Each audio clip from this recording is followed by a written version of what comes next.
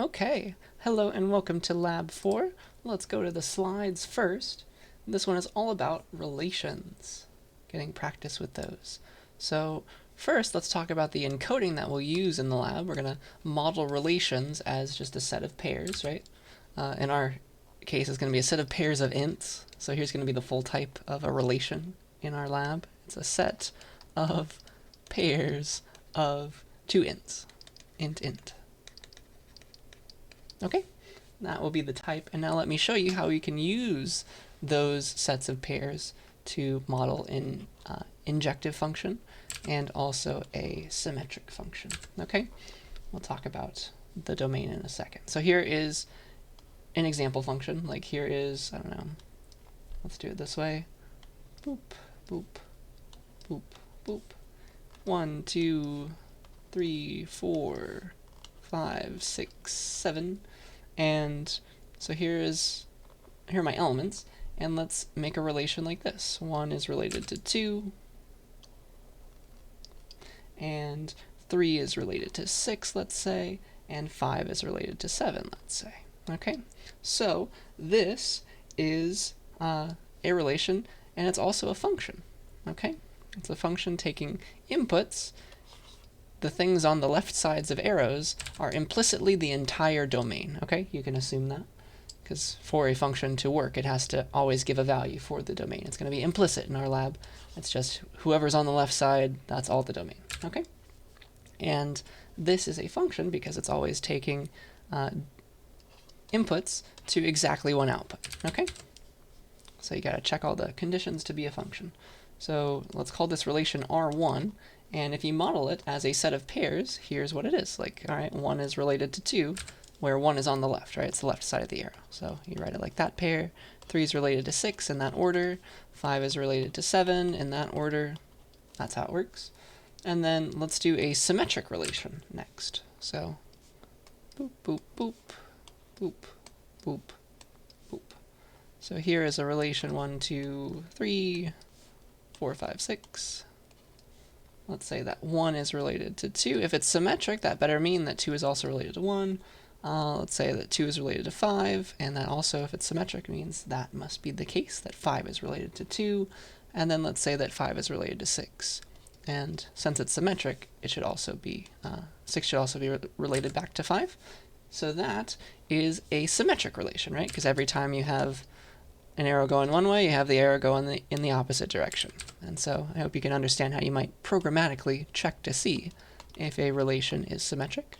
So if we draw this as a set of pairs, it's 1's related to 2 in that order, and also 2 is related to 1 in that order. It's always left side of the arrow, target of the arrow. And then 2 is related to 5, and 5 is related to 2. And 5 is related to 6, and 6 is related to 5. Yeah? So that's my second relation. And you can represent each of them as sets of pairs. Okay? So with that, we're ready to look at the write-up for the lab. So get your starter code, all these files. You're going to be working, implementing stuff in relation.h a lot. Okay? So you'll implement all the methods for the relation class in relation.cpp. And the elements that we're relating are ints. Okay? So every time you see a comma b in a set of pairs, just like we were talking here, if you see a comma b, where the left is a and the right is b, that means that a is related to b in that order, in that relation. Okay? So let's talk about the code. So let's go to relation.h. Here it is. It's a relation class. It takes a bunch of elements to start it off with, and that is the one member variable that it stores, that set of pairs of ints.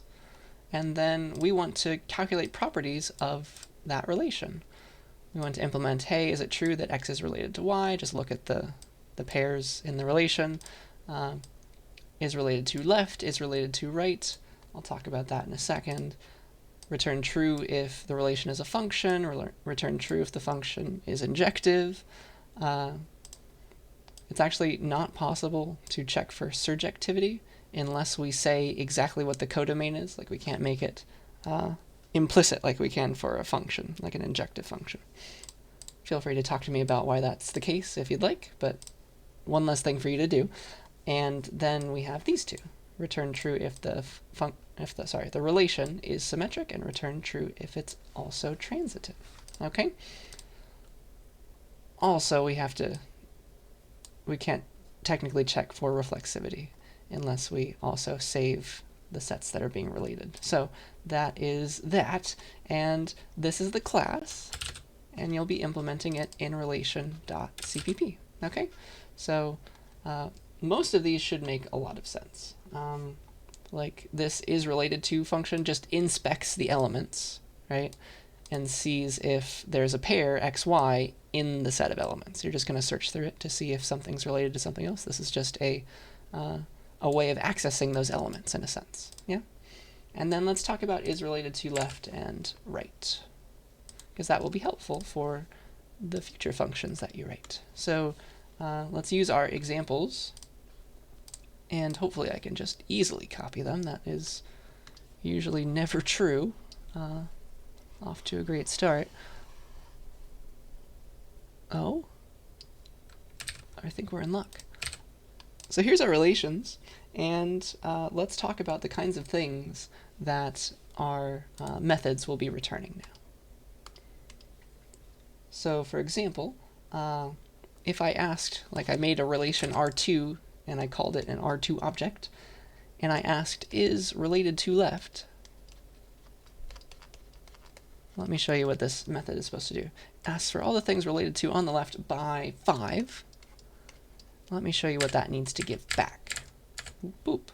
So is related to left does this. It takes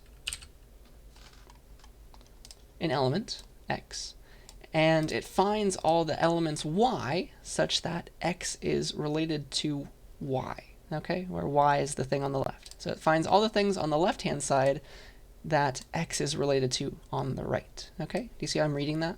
Finds all the y's such that y is related to x. So all the things that x is related to on the left by. Okay?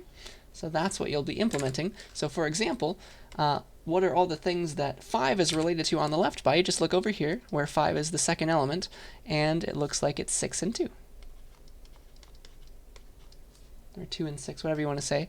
That's the same set, and you'll give back a set of those elements. Okay? That's how you do is related to left. Hopefully it makes sense how you would do is related to right now. Checking for is function, for example.